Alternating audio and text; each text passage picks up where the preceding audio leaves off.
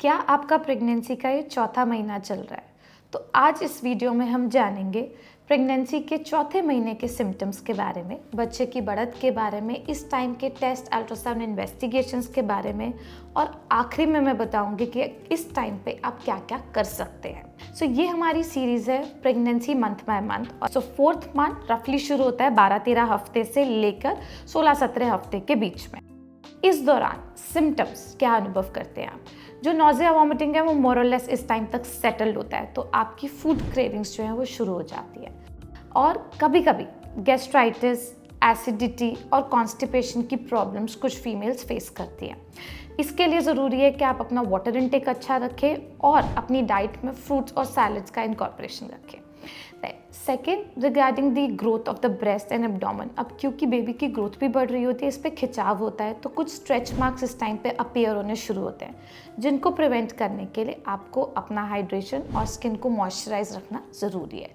Individual tendency होती है, किसी को कम किसी को ज़्यादा, बट ये टोटली अवॉइडेबल नहीं होते हैं। देन थर्ड, एक lower abdominal heaviness, because baby की ग्रोथ की वजह से नीचे की तरफ वजाइनल हैवीनेस हो सकती है। ये हैवीनेस आती जाती रहती है, पोस्चरल चेंजेस से बढ़ती है घटती है, और कभी कभार यूरिन पास करने में एक ट्रैक्शनल पेन का अनुभव आप कर सकते हैं। ये सब तब नॉर्मल है जब तक कि ये जो पेन है ये आता जाता रहे, बट अगर इसके अंदर लगातार आपको दर्द होता है, वजाइनल हैवीनेस होती है, तो आपको डॉक्टर को कंसल्ट करना चाहिए। Now about the growth of the baby. इस टाइम पे बच्चे की बढ़त अंदर अगर हम देखें तो अल्ट्रासाउंड पे हमें दिखती है करीब बच्चा 4 से 5 इंच और 4 से 5 आउंस का हो जाता है।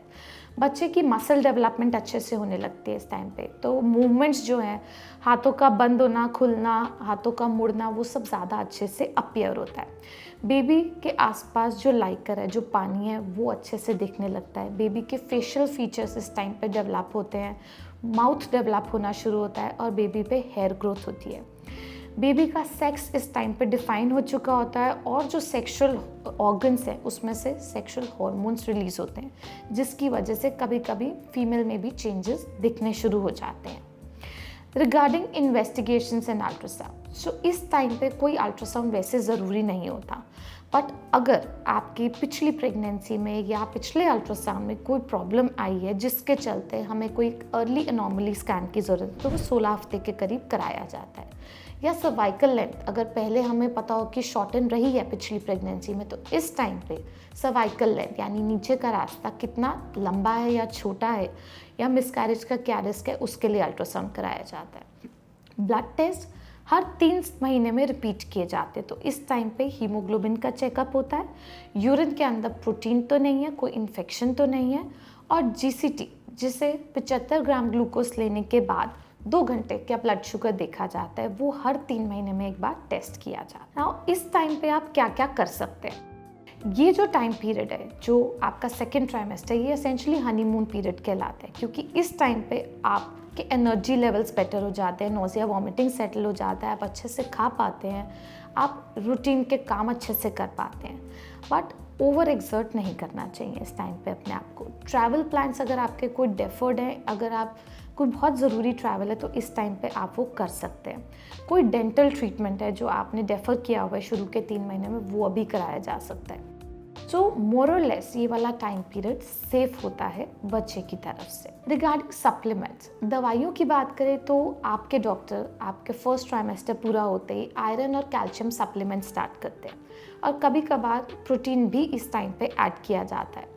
सो आयरन की रिक्वायरमेंट प्रेगनेंसी में इंक्रीज हो जाती है, बच्चे के लिए भी और बाकी जो आपकी बॉडी में ब्लड सर्कुलेशन बढ़ रहा है, ब्लड का वॉल्यूम बढ़ रहा है, उसके चलते भी।